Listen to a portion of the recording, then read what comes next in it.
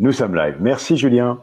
Bonjour à toutes et à tous. Bienvenue pour cette nouvelle quatrième édition de ces 30 minutes pour demain. Donc c'est un nouveau format que nous avons lancé à Léonard dans le souci eh bien, de poursuivre l'une de nos activités chez Léonard. Léonard qui est la plateforme de prospective et d'innovation de Vinci et qui, vous le savez pour la plupart d'entre vous, accueille très régulièrement des rencontres qui portent sur le futur des territoires, des villes et des métiers de la construction, de la mobilité, de l'énergie, mais aussi de l'immobilier.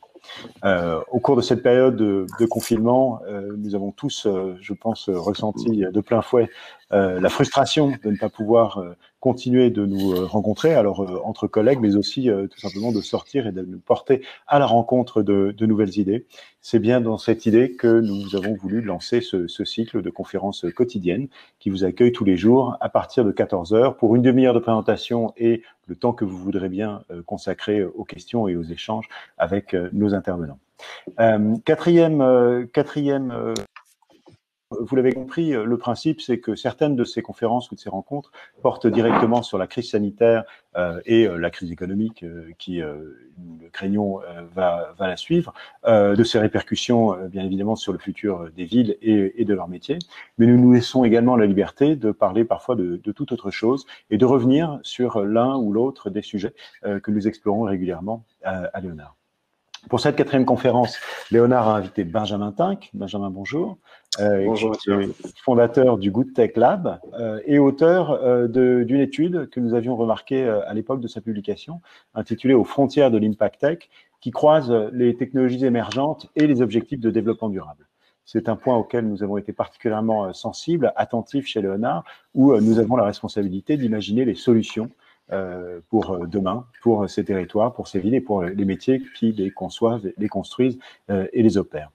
Par conséquent, nous avons demandé à Benjamin de bien vouloir poursuivre sa réflexion et au Good Tech Lab de produire avec nous un nouveau panorama qui porte plus spécifiquement sur ces technologies émergentes au service de la transition climatique et plus largement de la transition environnementale des métiers de Vinci, la construction, les mobilités et l'énergie.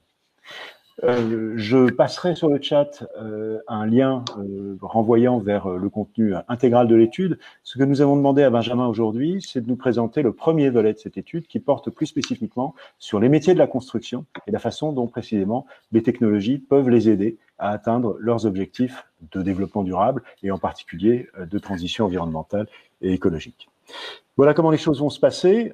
Benjamin va, comme d'habitude, j'allais dire pour ceux qui nous suivent déjà depuis quelques jours, présenter l'étude pendant une demi-heure. Je vous invite à poser toutes vos questions sur le chat et je me chargerai à la suite de la présentation de Benjamin les rassembler, ces questions, et de les lui poser pour vous.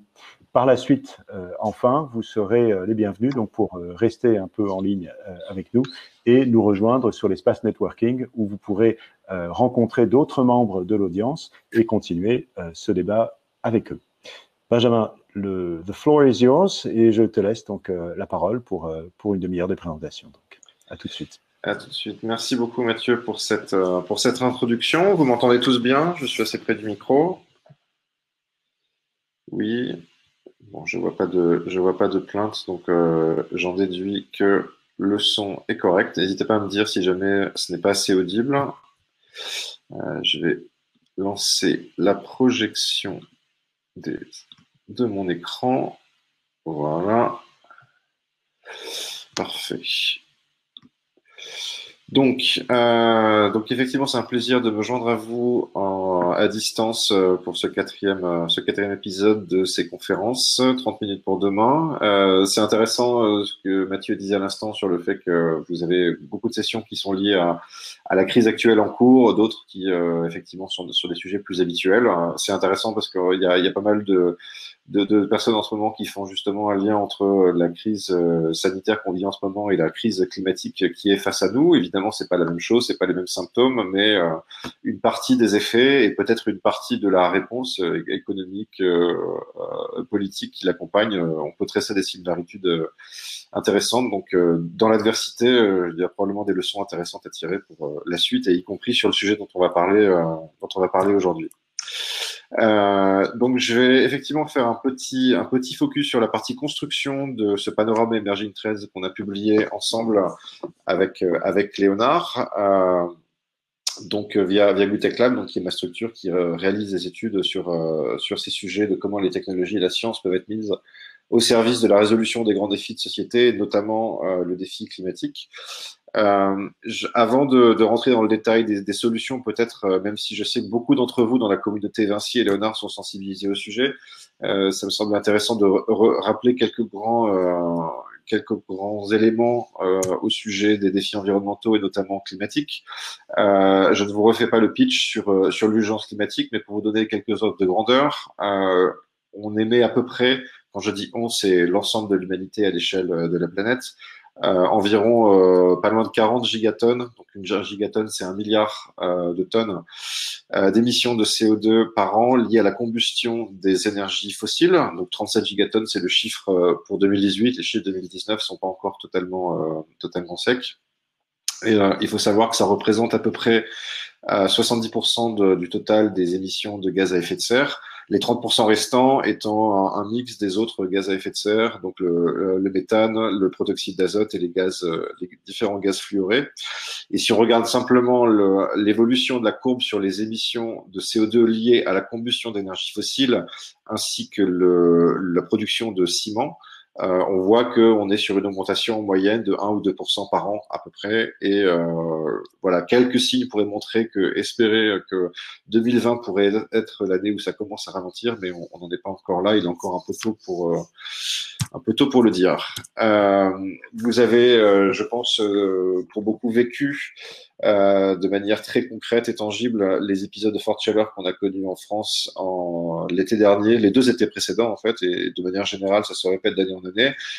Ce n'est qu'un avant-goût de ce qui nous attend, et uniquement à l'échelle de la France, sachant qu'on est, même si on sera durement touché, on n'est pas encore les plus durement lotis, mais ce n'est qu'un avant-goût de ce qui peut nous attendre en termes de pic de chaleur, sachant qu'il y a également les problématiques de l'impact sur les rendements agricoles, sur les mouvements de population, sur la montée des eaux, etc. Enfin, je ne vous refais pas tout le topo des impacts climatiques, mais si on échoue à infléchir la courbe, on va au-devant d'une tragédie qui va impacter des dizaines de millions, des centaines de millions, voire des milliards de personnes dans le courant du siècle. D'ailleurs, c'est intéressant de voir ce graphique que vous voyez à droite, qui résume un petit peu les sujets qui font la une, les sujets qui font la une d'un rapport annuel qui est publié par le World Economic Forum. Certains d'entre vous doivent connaître. Depuis un certain temps, il publie une analyse des risques principaux auxquels l'économie mondiale et la société font face. Ça sort pendant Davos au mois de janvier. Et vous voyez qu'en fait, sur les dernières années, les défis, enfin les risques climatiques et environnementaux ont pris la prépondérance sur toutes les autres formes de risques, jusqu'à arriver au point où les 5 principaux risques qui ont été listés dans l'édition de cette année sont tous liés au climat et à la perte de biodiversité. Donc c'est pas uniquement une lubie d'environnementalistes, on est face à vraiment un défi sans précédent. La bonne nouvelle, c'est qu'on sait à peu près ce qu'on doit faire. On sait tous qu'on a cet objectif de neutralité carbone d'ici 2050 à l'échelle planétaire, et donc qui se décline à l'échelle des pays, des entreprises, des régions, etc. Pour le rendre un petit peu tangible, on a beaucoup aimé quand on a réalisé cette première étude dont parlait Mathieu, et on l'a abondamment cité. Ça, c'est une étude qui a été faite par un groupe de scientifiques du Stockholm Resilience Center, où ils ont essayé de rendre un petit peu plus tangible cet objectif de neutralité carbone en calculant quelle était la trajectoire à suivre. On peut résumer de façon très grossière à diviser par 2 les émissions tous les 10 ans d'ici 2050, en parallèle de la montée de la capacité des différents puits de carbone, que ce soit naturel ou artificiel. Et ils ont appelé ça, et on a trouvé ça très très intéressant comme façon de cadrer la chose, la loi carbone, en faisant abondamment référence à la loi de Moore, La loi de Moore, pour ceux parmi vous qui ont un parcours en informatique ou qui s'intéressent à la tech, c'est la loi qui avait été dictée par Gordon Moore, le fondateur d'Intel, dans les années 60 et qui avait prédit que la puissance des calculs des microprocesseurs allait doubler tous les 2 ans parce que les transistors devenaient de plus en plus petits et de plus en plus efficaces. Et c'est plus ou moins ce qui s'est produit à peu de choses près. Et ce qui est intéressant, c'est que cette loi ne reposait sur aucun fondement physique ni aucune réglementation. Ça a été simplement une heuristique que l'industrie de la micro-informatique et des semi-conducteurs a suivi et s'est mis en démarche pour suivre. Donc le présupposé dans cette étude, la Carbono, c'était de dire, en fait, essayons de donner une trajectoire que notamment le secteur privé pourrait, et le secteur public aussi, mais on va dire les fournisseurs de solutions, le secteur privé pourrait se mettre en ordre de marche de suivre de manière à atteindre cette neutralité carbone. Et ils ont publié à 2 reprises une trajectoire plus détaillée pour les principaux secteurs émissifs, énergie, construction, industrie, transport, dans une roadmap qu'ils publient tous les ans, qu'ils appellent la roadmap exponentielle, et qui nous avait beaucoup aidé pour identifier les poches d'émissions. Je vous invite en document complémentaire, c'est une étude assez intéressante. Donc aujourd'hui, après cet introductif, le but c'est de rentrer dans le détail du secteur de la construction. Donc dans l'Emerging Trends, le panorama qu'on a fait publié avec Léonard, on a structuré différents types de solutions technologiques qui permettraient de suivre cette loi carbone sur 3 grandes thématiques: les matériaux de construction, les processus de conception et de fabrication, et tout ce qui permet de diminuer l'empreinte du bâtiment lui-même et des infrastructures pendant leur période de fonctionnement. Un disclaimer avant cela: le fait que cette étude se focalise sur les solutions technologiques et qu'une grande partie de notre travail est sur le sujet ne présuppose en aucun cas que ce sont les seules solutions au problème, bien évidemment. Et on a un triptyque qui va des politiques publiques aux changements comportementaux, aux changements d'usage et solutions technologiques. Ces 3 leviers sont extrêmement importants. Il faut qu'on appuie très fortement sur les 3. Nous, notre spécialisation, c'est plutôt d'étudier les leviers technologiques. Mais évidemment, même s'ils ont un rôle essentiel à jouer, ils ne seront pas suffisants à eux seuls. Il faudra les complémenter avec les autres formes d'intervention. Donc, je vais rentrer dans la première famille sur les matériaux de construction. Donc, évidemment, quand on parle de matériaux de construction, le premier type de matériau qui vient à l'esprit, celui qui est vraiment emblématique du secteur, c'est le béton. Aujourd'hui, en termes d'ordre de grandeur, il faut savoir que la production de béton, et notamment la production de ciment, puisque c'est 90% des émissions du béton, représente environ 4 ou 5% des émissions de gaz à effet de serre au niveau mondial. Donc, c'est absolument colossal. Le principal facteur émissif en fait, c'est 90%, on peut les séparer en 2. Il y a une partie qui est liée à la combustion du calcaire pour fabriquer la matière première qui va fabriquer le ciment. Et la deuxième partie étant Pardon, il y a une partie qui est là sur la combustion, donc le fait de brûler de carburant pour faire brûler le calcaire. La deuxième, c'est le calcaire lui-même, le processus de transformation du calcaire en chaux émet lui-même du CO2. Donc face à cela, il y a un certain nombre d'entreprises qui développent des bétons alternatifs et notamment des ciments alternatifs de manière à traiter cette source d'émissions. On peut les classer de façon assez synthétique en 3 grandes familles. Vous avez une famille qui va chercher à réduire la part de ce qu'on appelle le clinker dans le ciment. Donc le clinker, c'est justement cette matière qui est produite par la combustion du calcaire. La méthode qui est la plus employée et qui est la plus prometteuse sur cette voie, c'est d'utiliser des matériaux qui sont des sous-produits d'autres industries, et notamment un qui marche assez bien, ce sont les déchets de l'industrie de la sidérurgie. Donc on appelle ça les laitiers ou les scories en anglais, laitiers ou scories en français, donc les slags en anglais. Vous avez quelques entreprises qui travaillent sur ce modèle, notamment Ecosem, qui a notamment entamé une collaboration avec Vinci sur certains bâtiments.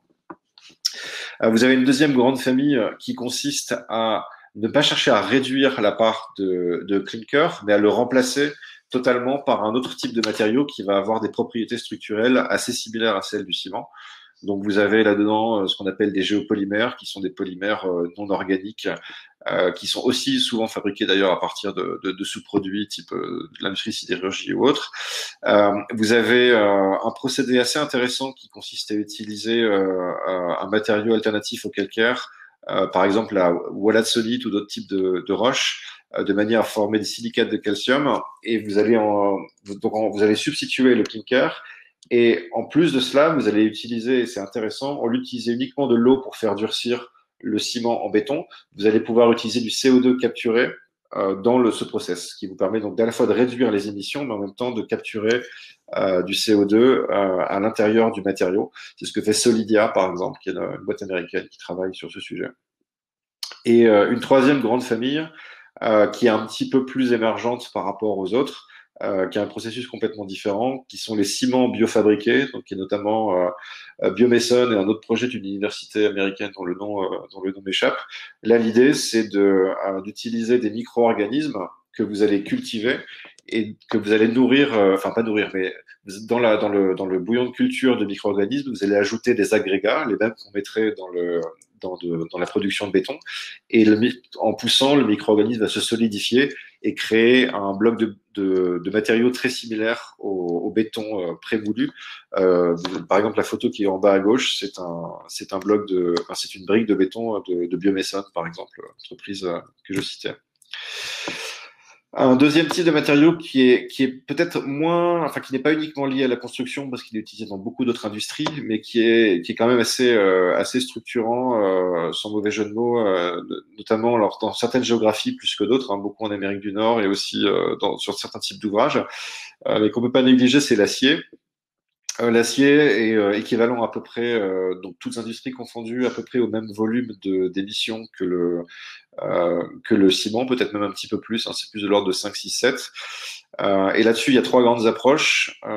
Beaucoup sont d'ailleurs tirés par les acteurs de la sidérurgie classique. Vous avez une approche qui consiste à remplacer les énergies fossiles utilisées dans les hauts fourneaux par de l'hydrogène. Donc, notamment, les grands sidérurgistes européens investissent beaucoup sur ce type de sujet. Vous avez des approches qui consistent à réutiliser du carbone circulaire, donc que ce soit de la biomasse ou que ce soit du carburant synthétique fabriqué à partir d'émissions capturées pour toujours remplacer le carburant de source fossile. Ou vous avez quelque chose enfin, tout est émergent, mais ça, on est vraiment sur des entreprises qui sont en haut de la phase pilote aujourd'hui. Un processus qui n'utilise pas de fourneau du tout et qui va utiliser une électrolyse d'oxyde de métaux ferreux à l'état fondu, de manière à pouvoir électrolyser la matière et produire l'acier ou le fer directement. Donc Boston Metal, c'est un spin-off du MIT, et Cyderwind, c'est un consortium européen dans lequel il y a, de mémoire, je crois encore ArcelorMittal et aussi EDF et d'autres entreprises qui travaillent sur ce type de procédé. Un autre moyen de réduire les émissions associées aux matériaux et aussi la part de consommation matière, c'est évidemment de les réutiliser. Alors, il y a certaines choses qui paraissent évidentes, mais qui ont encore une marge énorme en termes de passage à l'échelle.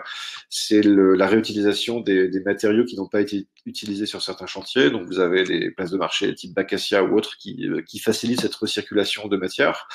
Et vous avez quelque chose qui va encore un petit peu plus loin, qui est de dire, mais est-ce que tous les bâtiments qu'on construit aujourd'hui, on ne pourrait pas les penser dès le départ comme étant des banques de matériaux prêtes à être réutilisées dans le cas où on aurait besoin de déconstruire à l'avenir. Vous avez par exemple un acteur qui s'appelle Madaster qui a développé une plateforme pour ce qu'ils appellent un passeport matériaux, qui va se connecter avec le BIM du bâtiment. Et l'idée étant d'avoir un inventaire de tous les éléments et tous les matériaux que vous avez à l'intérieur d'un bâtiment donné, de manière à pouvoir savoir quel serait le type de réutilisation de telle partie du bâtiment en cas de déconstruction, pour avoir un bâtiment totalement circulaire. Et ils vont notamment utiliser ce système avec des clients comme par exemple ING, la banque ING, Triodos aussi, il me semble, enfin des acteurs aux Pays-Bas pour développer leur nouveau siège. Sur les matériaux qu'on ne peut pas réutiliser en tant que tels, il y a évidemment la piste du recyclage. Donc là-dessus, il y a des projets très intéressants en cours, notamment au sein du groupe Vinci, menés par exemple par Eurovia sur le recyclage des enrobés pour les routes. Il y a avec des pilotes qui ont permis de recycler jusqu'à 100% de l'enrobé, même si pour avoir discuté avec vos collègues d'Eurovia, l'équation économique enfin là où l'équation économique est aujourd'hui vraiment très intéressante et déployable à très grande échelle, c'est autour de 70% à peu près de recyclage des enrobés, ce qui est déjà colossal. Et puis bon, vous avez d'autres acteurs qui proposent également de réutiliser des déchets plastiques dans certains éléments de construction, que ce soit des routes, des briques, des gravats, etc. Même si là, comment dire, la chose dont il faut être conscient, c'est que le plastique étant un matériau à valeur ajoutée plus importante que les éléments de construction, il faut vraiment que ce soit fait sur des déchets qui ne sont pas réutilisables en l'état, qui ne peuvent pas être réutilisés pour fabriquer des matières plastiques.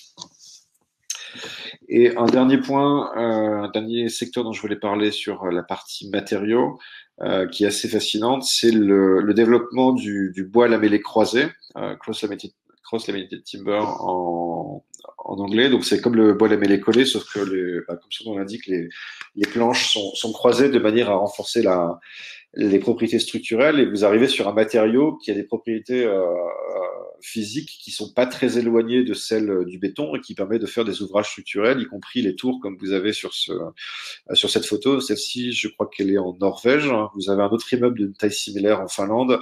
Aux États-Unis, au Canada, ils ont des immeubles de 12-13 étages qui commencent à développer. Le Japon prévoit de faire une tour de 70 étages. Donc, on est vraiment sur de la construction bois qui est beaucoup plus ambitieuse que ce qu'on associe d'habitude à la construction bois. Et là où c'est intéressant, c'est que c'est un secteur qui est en très forte croissance en Europe, qui est en train de se développer seulement maintenant aux États-Unis, et sur lequel il y a une convergence intéressante avec les technologies de préfabrication et de fabrication numérique, dont je vais parler juste après, ce qui me fait une belle transition sur les processus de conception et de fabrication. Donc la technologie de préfabrication, ainsi comme je le suppose dans cet événement, vous évoluez tous dans un secteur de la construction, connexe à la construction. Je pense que vous y êtes familier, mais pour ceux qui découvrent, l'idée c'est de déplacer une partie significative du processus de fabrication de production d'un bâtiment dans une usine, plutôt que de tout assembler uniquement sur place, de manière à avoir le plus possible d'éléments préfabriqués. Donc, on le voit aujourd'hui, il y a des acteurs qui développent spécifiquement ce type de procédé sur des maisons plutôt écologiques, des maisons passives, l'usage d'écomatériaux, qui vont inclure tout un tas de systèmes de thermostats connectés, etc., pour pouvoir optimiser l'empreinte environnementale totale du bâtiment. Mais vous avez aussi cet usage sur des bâtiments, y compris sur des immeubles, de façon beaucoup plus importante, et notamment en favorisant l'usage de bois lamellé croisé. C'est le cas par exemple de Catera, qui est une start-up que je pense que certains d'entre vous connaissent, puisqu'elle a fait pas mal parler d'elle dans le milieu de la construction. Et ils vont jusqu'à un point où l'idée, c'est par exemple quand vous avez les planches qui arrivent dans le hangar, ils ont un système de reconnaissance par intelligence artificielle, de reconnaissance visuelle, qui va identifier les aspérités des planches de bois et qui va ensuite associer deux planches de bois ensemble si elles ont des aspérités qui vont s'assembler de la meilleure façon. Typiquement, vous avez un creux et une bosse, les deux vont rentrer ensemble et vous allez pouvoir renforcer encore plus la résistance du bois. Et ils font ça de manière totalement automatisée. Autre sujet très intéressant dans le domaine des processus de conception et de fabrication, c'est toute une nouvelle gamme de logiciels qui permet d'optimiser l'empreinte carbone, matérielle, énergétique des ouvrages, donc que ce soit un bâtiment unique ou un projet d'urbanisme de manière générale. Donc sur l'architecture génératrice, je pense qu'on dit en français, Autodesk est notamment très très actif sur ce sujet. Donc par architecture génératrice, ce qu'on entend, c'est un logiciel qui va vous permettre de générer un certain nombre de propositions de design, de propositions de modèles 3D sur la base d'un ensemble de contraintes que vous allez renseigner au système. Donc, par exemple, la quantité de matière que vous voulez utiliser, la hauteur du bâtiment, l'espace que vous pouvez occuper, l'éclairage, l'exposition, etc. Et vous allez ensuite pouvoir choisir de manière beaucoup plus efficace entre toutes les options qui vous sont proposées par le système et pouvoir les optimiser ensuite. Donc Autodesk fait ça notamment avec Dynamo.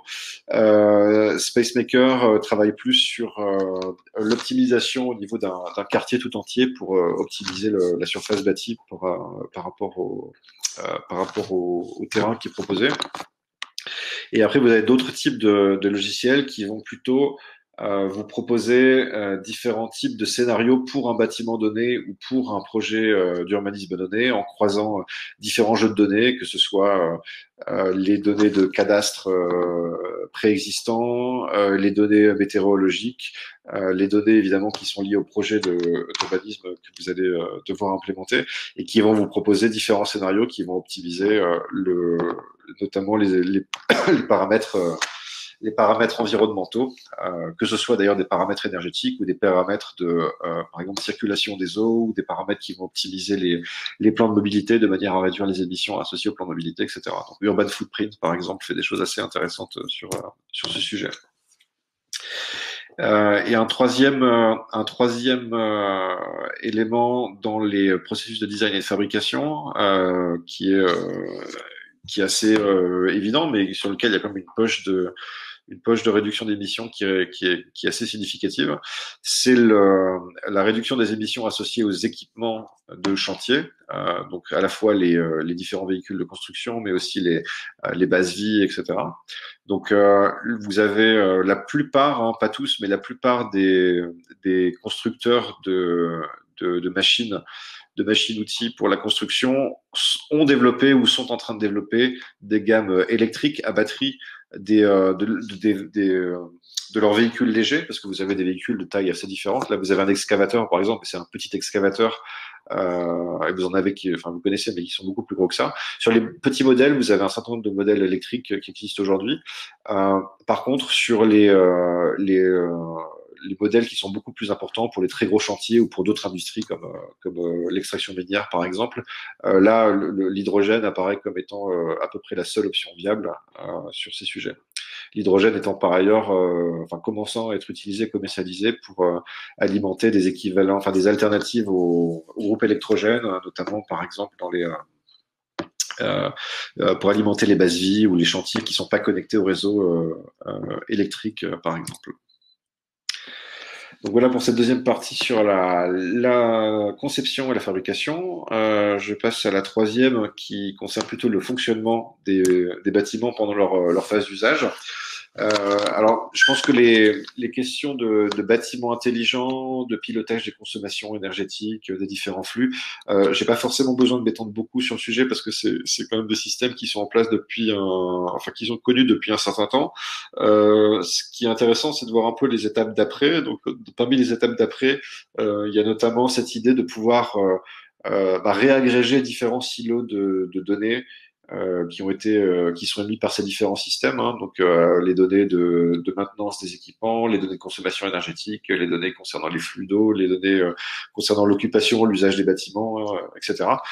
Donc il y a notamment un projet en cours que certains d'entre vous doivent connaître assez bien sur le nouveau siège de Vinci qui ouvrira prochainement et qui vise à mettre en place donc ce que vous avez appelé un BOS, un Building OS, et qui intègre ces différents jeux de données dans un jumeau numérique du bâtiment et qui aura en plus la capacité de pouvoir être enrichi par les données qui seront générées par les occupants du bâtiment lui-même et pas uniquement par les systèmes automatiques de collecte de données.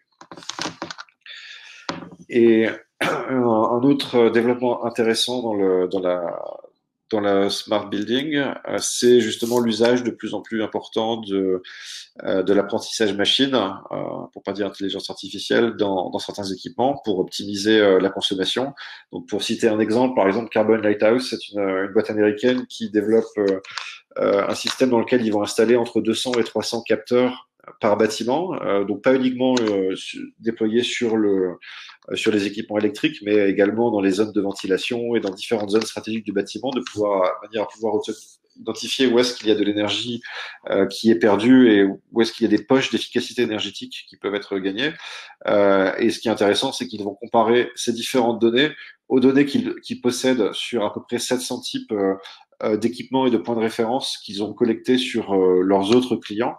Et avec leur apprentissage machine, ils sont capables de prédire de façon plus efficace qu'est-ce que vous pouvez faire, par exemple ajuster la vitesse de tel ventilateur ou réguler la ventilation, la température dans tel endroit, etc. Et de manière en faisant ça, ils arrivent à réduire à peu près de 20 à 30% la consommation énergétique de leurs clients en combinant les réductions qui ont lieu dès le départ avec les premières recommandations, mais également de pouvoir suivre dès que vous avez de nouveaux écarts qui se forment et de les optimiser sur la durée. Sur le fonctionnement des bâtiments, un autre sujet qui est évidemment crucial, c'est pas uniquement la consommation d'électricité, mais c'est également la consommation de chaleur et de climatisation, qui est évidemment un gouffre énergétique. Là-dessus, un sujet vraiment crucial, c'est d'être capable de réutiliser déjà la chaleur qui est perdue, qu'on appelle aussi en anglais chaleur fatale, pendant l'usage du bâtiment. Donc vous avez différents types d'approches et de technologies pour faire ça. Donc là vous avez deux exemples de boîtes françaises par exemple, Terrao et Axanta. Donc Terrao, ils ont développé des échangeurs OR qui permettent de récupérer la chaleur que vous avez dans l'air ambiant et de pouvoir la recirculer dans le système de climatisation et de chauffage de manière à pouvoir répartir la chaleur de manière plus uniforme dans les bâtiments. Axanta, eux, c'est une entreprise qui combine un système de stockage géothermique avec un système qui leur permet de récupérer la chaleur qui est perdue par les climatiseurs en été. Et donc l'idée, c'est de récupérer la chaleur émise par les climatiseurs d'été de manière à la stocker dans le sol et pouvoir la réutiliser en hiver pour chauffer le bâtiment.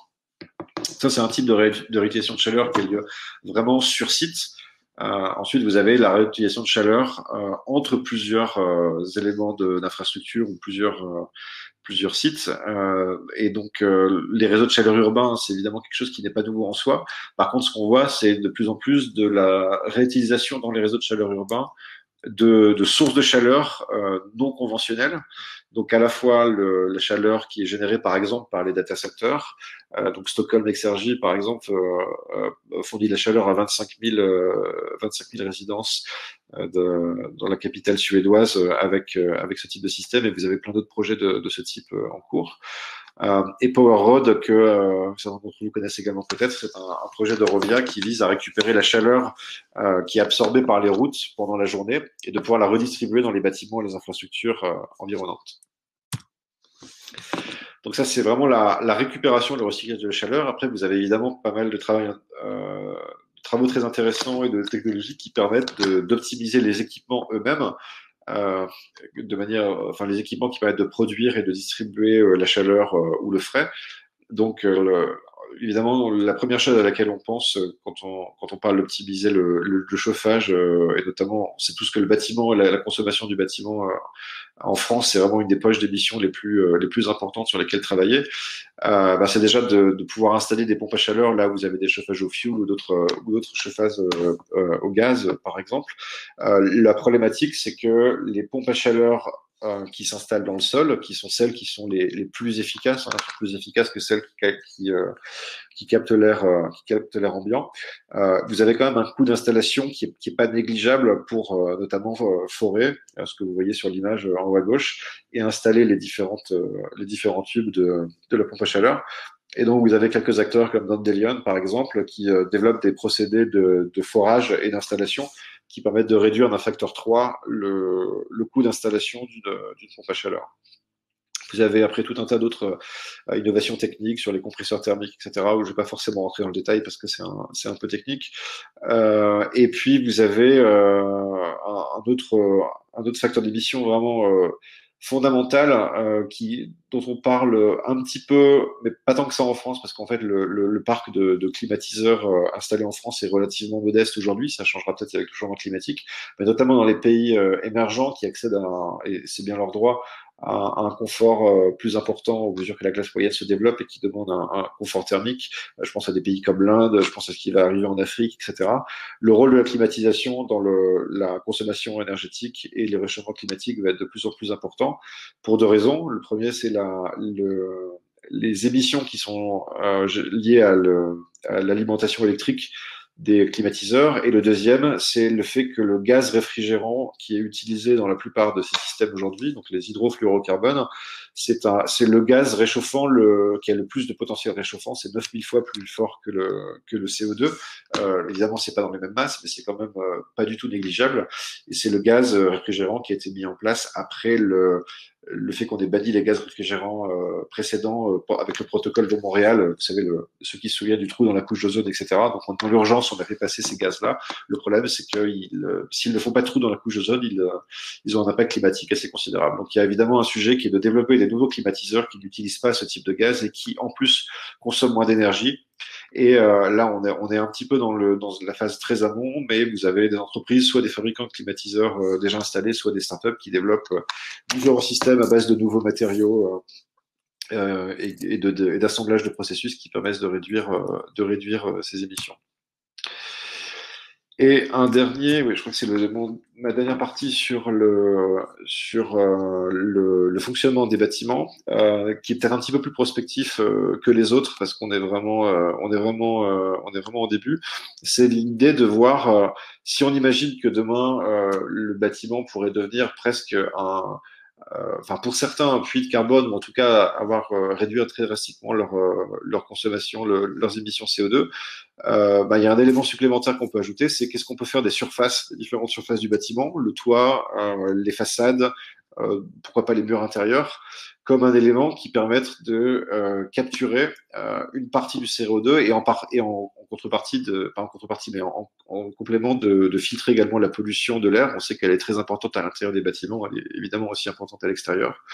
Et là, vous avez, je rentre pas dans toutes les technologies qui permettent de filtrer la pollution, mais dans les technologies qui permettent à la fois de filtrer la pollution, mais de capturer du CO2, vous avez les microalgues et certains types de mousse, par exemple, et vous avez donc la capacité de pouvoir les installer comme vous voyez sur la gauche là, ce sont des renderings, hein, ce sont pas des photos qui sont en fonctionnement, mais il y a eu des pilotes qui ont été faits pour installer des bassins de microalgues sur les toits ou sur les façades. Le projet qui est en bas, c'est un projet qui me semble a gagné Réinventer Paris, qui a été mené par un cabinet d'architectes il y a un an ou deux. En haut à gauche, c'est Arborea, un spin-off d'Imperial College qui a développé ce type de procédé. Ça reste des procédés qui sont assez émergents, qui sont encore relativement chers. Donc là, ce que propose, et surtout dans l'équation économique qui n'est pas évidente, mais ce qu'essayent d'inventer certaines de ces entreprises, c'est justement de dire, mais est-ce qu'on ne pourrait pas utiliser ces microalgues pour pour produire par exemple des protéines pour l'industrie alimentaire, ou pour produire pourquoi pas des carburants ou différents types de matériaux qui vont réutiliser le carbone capturé. Reste évidemment à voir comment tout cela va passer à l'échelle, et puis aussi est-ce que finalement il y a vraiment une promesse de capture de CO2, ou est-ce qu'on va finalement recirculer le CO2 qui sera émis dans la foulée. Mais ça reste un secteur intéressant à suivre. Et un autre acteur qui fait quelque chose d'assez différent pour le coup, pas à cause de microalgues, mais qui est intéressant à suivre. Solitaire Power, c'est une boîte finlandaise qui propose d'utiliser un système de capture dans l'air ambiant. Donc la direct air capture, vous avez déjà vu peut-être ces images où on voit des espèces de méga aspirateurs à CO2 qui promettent d'être plus efficaces par unité de surface que la végétation pour capturer du CO2 atmosphérique. Et donc, ce qu'ils proposent, c'est d'intégrer ce type de système directement dans la ventilation des bâtiments et de pouvoir réutiliser. Alors, il me semble que c'est pas in situ, il y a un système de logistique qui est associé à ça, mais de pouvoir réutiliser le CO2 capturé pour ensuite fabriquer d'autres produits, que ce soit du carburant, des produits chimiques à valeur ajoutée, etc. Donc voilà pour ce petit tour d'horizon des clean tech dans la construction. Peut-être en guise de conclusion et d'ouverture à la discussion, aux questions qui vont suivre.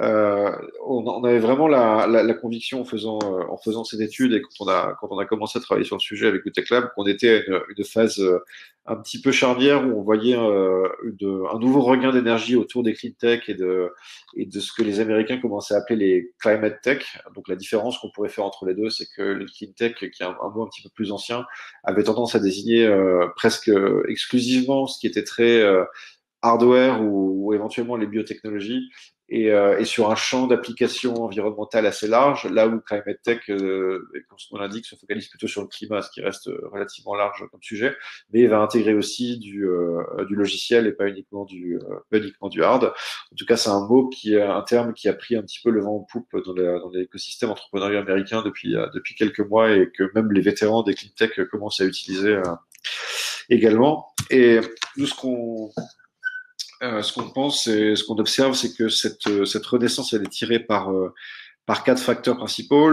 Évidemment, l'urgence climatique et écologique, le fait que la société civile se réveille sur ce sujet, un certain nombre d'initiatives économiques et puis les progrès technologiques dont on vient un petit peu de parler.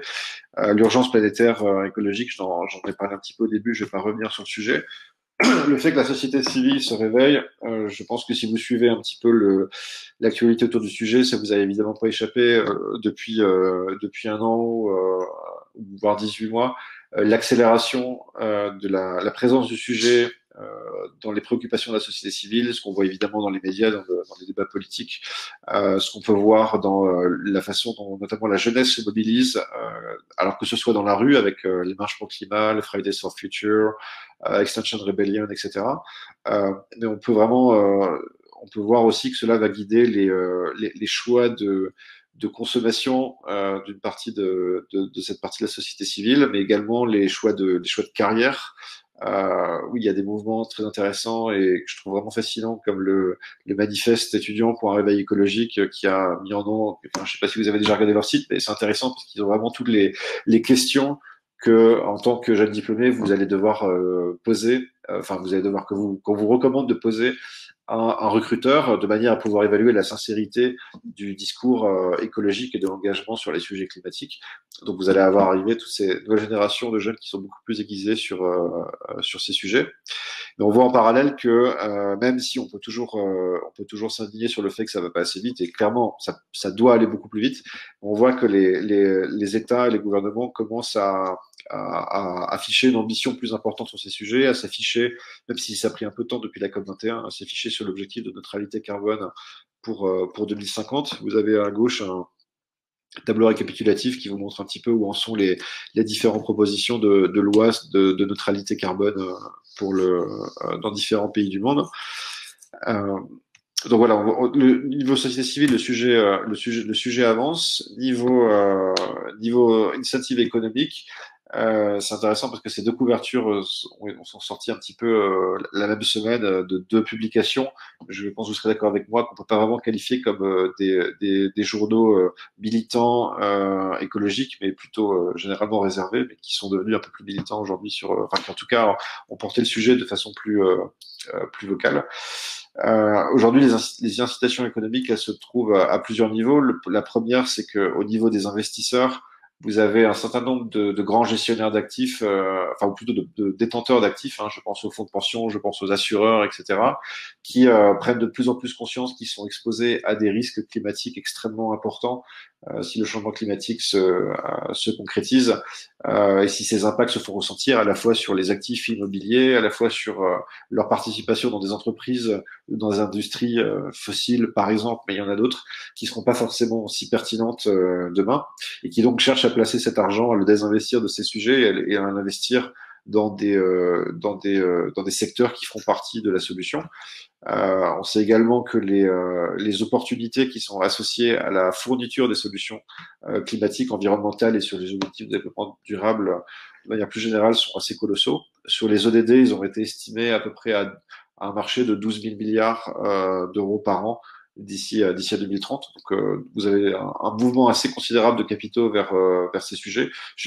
Mon sentiment, c'est qu'on va, même si on dit souvent il n'y a pas assez d'argent sur ces sujets, mais que sur les marchés privés, on va arriver à un stade, et on commence déjà à le sentir, où il y aura plus d'argent que de projets capables de les recevoir, et il y aura vraiment un besoin de faire monter en comment dire, le pipeline de projets qui seront capables de recevoir ce type d'investissement, et aussi d'avoir des instruments qui permettront de diviser sur des projets plus petits ce type de somme conséquente. Mais vous avez aussi, voilà, évidemment, tous les grandes entreprises, le groupe Vinci en fait partie, qui commencent à se fixer des objectifs beaucoup plus ambitieux sur la neutralité carbone, sur l'objectif de transition écologique, et qui investissent sur ces sujets, à la fois sur des projets internes, dans des offres auprès de leurs clients, et qui cherchent à travailler avec les entrepreneurs qui développent ce type de solution. Et sur la maturation des technologies, je ne vais pas rentrer dans le détail parce que j'en ai déjà suffisamment parlé de technologie pendant cette présentation. Peut-être un point sur lequel il faut être prudent sur cette nouvelle vague de clean tech et de climate tech. Ceux qui, parmi vous, s'intéressaient déjà au sujet il y a 10 ou 15 ans pendant la première vague des clean tech se souviennent que ça n'a pas très bien fini pour tout le monde. Comme le résume ce papier du MIT, les investisseurs des clean tech entre 2006 et 2011 ont investi 25 milliards et ont perdu à peu près la moitié de leur argent, de sorte qu'aujourd'hui, pendant très longtemps, si vous alliez parler à un capital risqueur de clean tech, il allait fuir comme la peste votre projet parce que c'était associé à quelque chose qui perdait systématiquement de l'argent, parce que le capitaux nécessaires étaient colossaux, parce que les taux de développement étaient très très longs, parce que les marges étaient très faibles, parce qu'il y avait aussi très très peu d'exit pour ces entrepreneurs, et notamment les grandes entreprises étaient moins sensibles à la collaboration avec les startups et le fait de voir les startups comme un levier d'innovation ouverte et comme un levier une source d'acquisition potentielle. Évidemment, tout ça, c'est en train de changer aujourd'hui, et donc ça nous permet d'être un petit peu plus optimiste pour la suite. Le paysage de l'innovation corporate est un petit peu plus mature aujourd'hui qu'il l'était au milieu des années 2000. On a aussi l'émergence de nouveaux outils de financement pour répondre à ces besoins, même s'il y a encore besoin d'aller plus loin, notamment sur le financement long terme de l'innovation à base scientifique, notamment dans les premières phases où vous sortez du labo de recherche et vous savez que vous n'allez pas avoir de rendement commercial avant au minimum 10 ans, ce qui est plus long que la durée moyenne des principaux capitaux risqueurs, ou sur le besoin d'avoir des financements qui vont vous permettre de financer votre première usine pilote, par exemple, donc un investissement de, je sais pas, 10, 15, 20 millions, par exemple, sur des sommes où les capitaux risqueurs traditionnels ne peuvent pas vraiment être pertinent, parce que ça va vous diluer énormément et c'est pas du tout adapté à ce type d'investissement dans des assets lourds. Et par contre, les gros fonds d'infrastructure aujourd'hui sont pas du tout capables de suivre sur des montants qui sont beaucoup trop petits pour eux. Ils ont l'habitude d'investir dans des montants qui sont plutôt dans les centaines de millions, voire au-delà. Donc il y a des gaps à résoudre là-dessus, mais on voit quelques fonds qui commencent à se positionner justement sur ces gaps dans la chaîne de financement. Et puis évidemment la convergence entre tout un tas de technologies entre le logiciel, le hardware, ou le logiciel et biologie, ce qui permet aussi de récupérer une partie des capacités de passage à l'échelle et de marge qu'on peut avoir dans le logiciel et appliquer à ces industries qui sont d'habitude vues comme étant beaucoup plus difficiles à financer. Je vais m'arrêter là parce que j'ai déjà beaucoup parlé. Je voudrais laisser suffisamment de temps aux questions. J'espère que c'était clair et que je n'ai pas parlé trop vite, et je serai ravi d'échanger davantage avec vous sur le temps qu'il nous reste. Merci.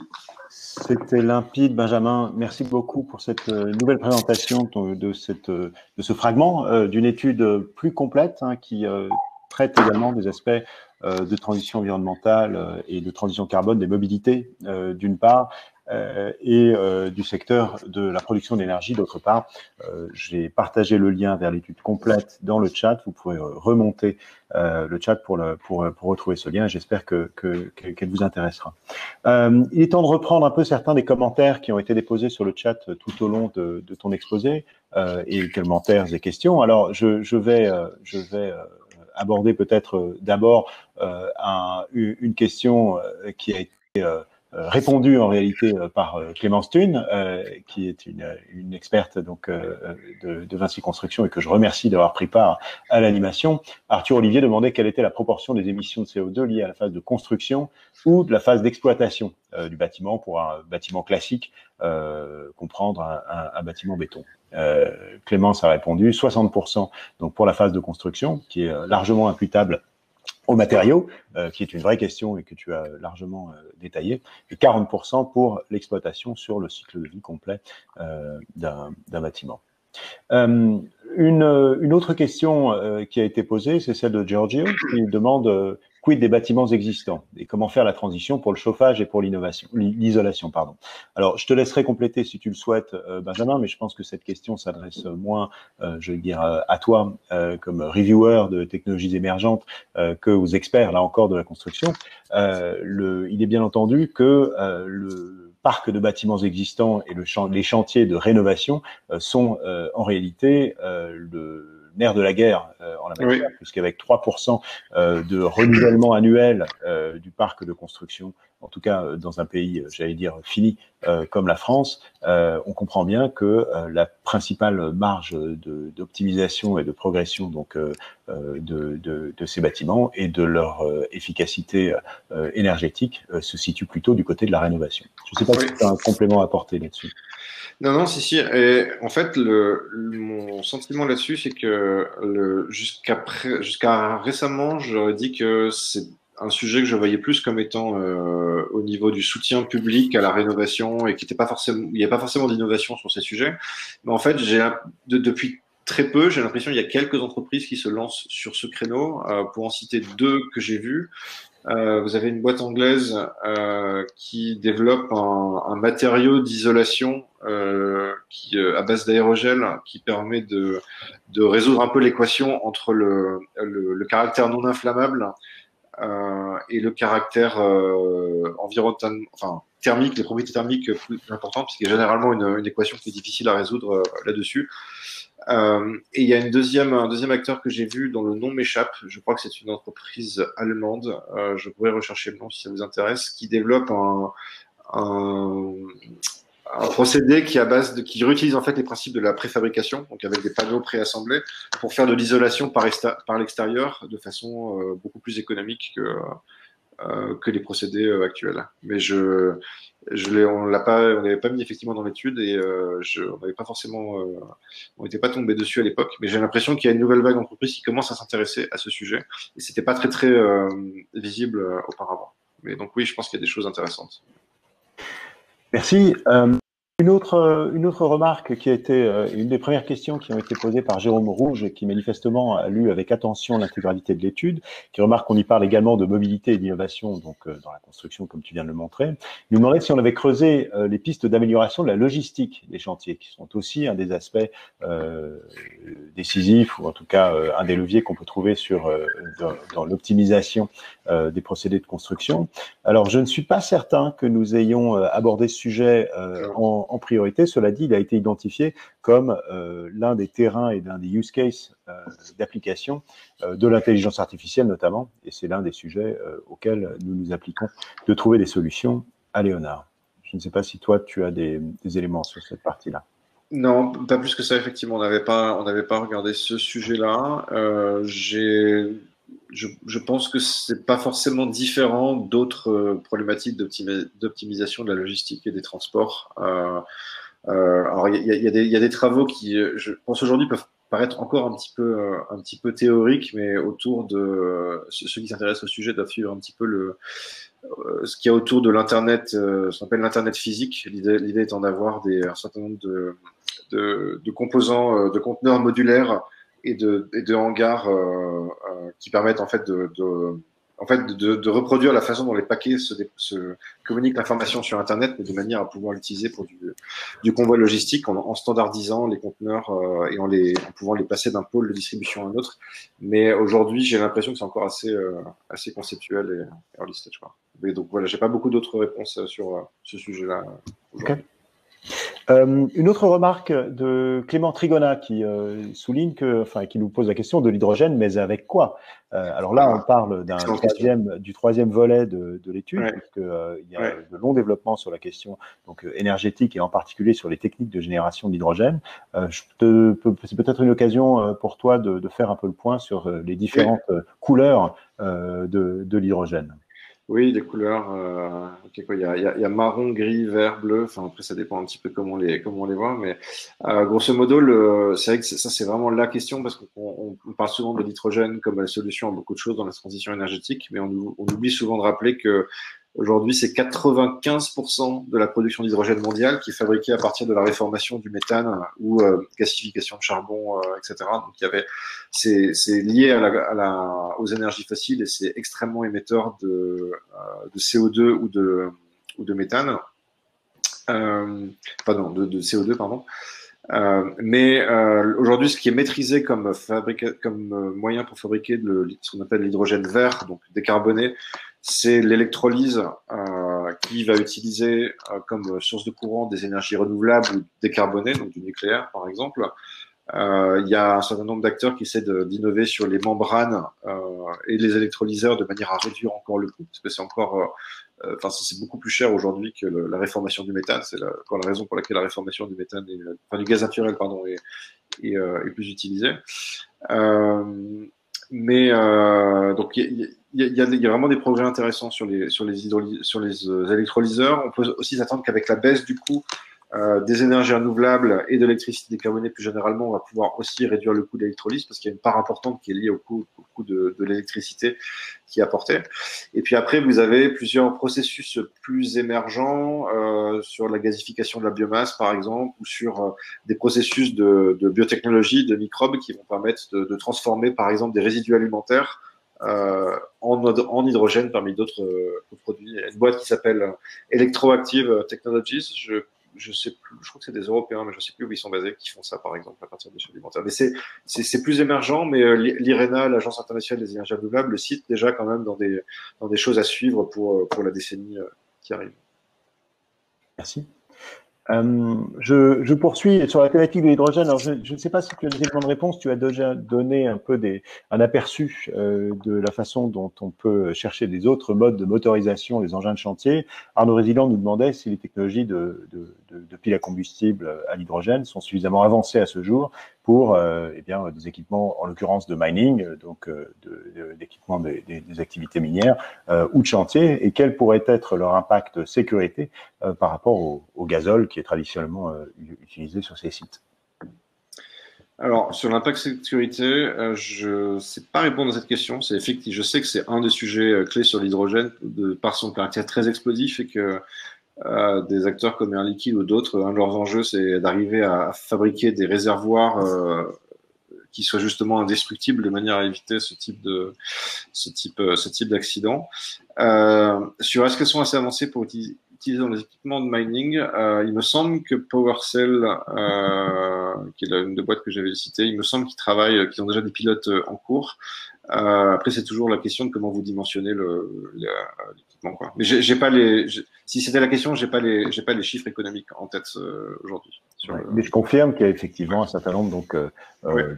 d'expérimentations qui ont été lancées par différents constructeurs et que le chantier et plus largement les applications utilitaires de la mobilité sont l'un des terrains d'application de référence de l'hydrogène plutôt que la mobilité individuelle. Ouais. Et d'ailleurs, il y a dans un peu un équivalent de PowerCell français, il y a Powidian, il me semble d'ailleurs que vous avez travaillé ensemble, ou je les avais vus cités dans un projet de Vinci. En tout cas, il y a des réflexions en cours, il me semble. Alors une autre remarque de Quentin Vacher qui demandait, qui signalait que pour les microalgues, il y a un besoin de lumière pour le processus de filtration des particules fines, donc une consommation d'électricité. Est-ce que cette consommation d'électricité induite est prise en compte dans le calcul ou l'estimation du potentiel d'impact positif sur le climat? Ça pose la question de manière générale. Des sources d'énergie qui motorisent ou alimentent les différentes solutions dont tu nous as parlé. Sur les exemples de microalgues dont je parlais, ce sont des exemples en extérieur, donc qui utilisent de la lumière naturelle. Donc, en l'occurrence, le problème se pose pas. Je pense que le problème se pose dans les sites industriels de production de microalgues en intérieur et qui se concentrent essentiellement sur la production de produits dérivés, que ce soit pour l'industrie agroalimentaire, cosmétique ou autre, à partir de microalgues.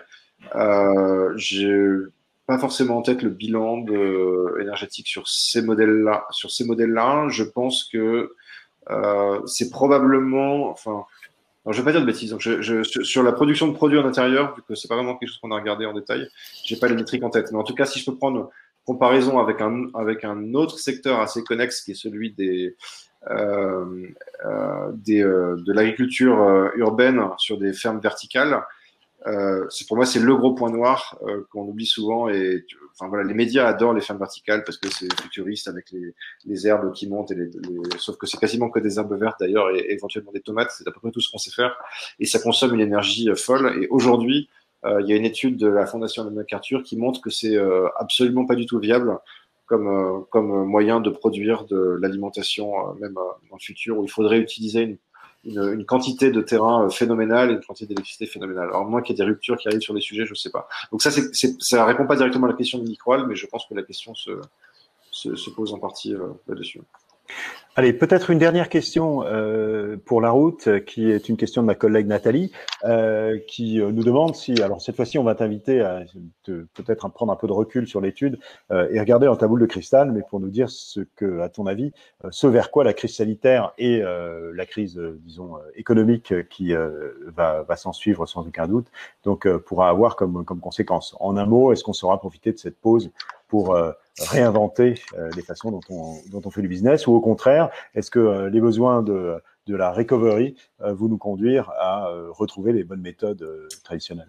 Ah, ça, c'est une bonne question. Je ne sais pas si on a parmi vous qui sont fans de Jean-Marc Jancovici. Personnellement, j'ai tendance à suivre assez régulièrement les différentes interventions qu'il fait sur YouTube et autres. Il en a publié une il y a quelques jours où il répondait aux questions de ses fans sur justement le contexte très particulier lié à cette crise du coronavirus. Et il disait quelque chose que je trouve assez juste, c'est que aujourd'hui, dans une situation de crise où on part un peu à l'urgence avec les plans et les idées qui sont un peu là sur étagère, et qu'il est assez peu probable que dans les mois qui viennent, les différents plans de relance prennent en compte un modèle industriel, économique qui soit radicalement différent de ce qu'il y avait en place, mais que comme ce type de crise, qu'elle soit liée à un virus, à des crises énergétiques ou autres, seront amenées très vraisemblablement à se reproduire à intervalles de plus en plus courts, il est assez opportun justement de pouvoir préparer ce type de plan de redémarrage différent au cas de la prochaine crise. Et je trouvais son analyse assez juste et j'en ai pas de plus intelligente à formuler que ça. Je suis assez d'accord avec ça. Merci Benjamin, merci pour ta modestie. Merci à tous de nous avoir rejoints aujourd'hui. J'allais dire comme tous les jours, j'espère qu'il y a quelques fidèles parmi vous.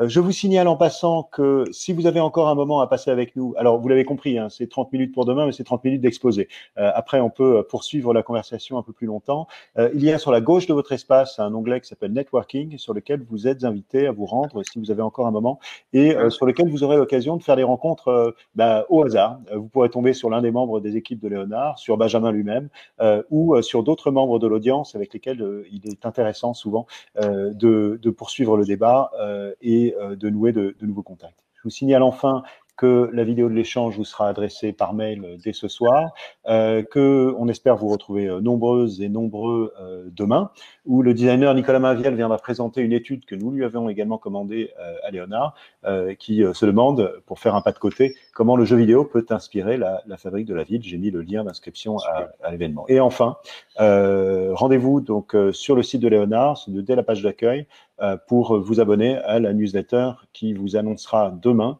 le programme de la semaine prochaine. Merci à tous et à bientôt donc dans l'espace networking. Merci encore Benjamin. Merci Mathieu, merci à tous.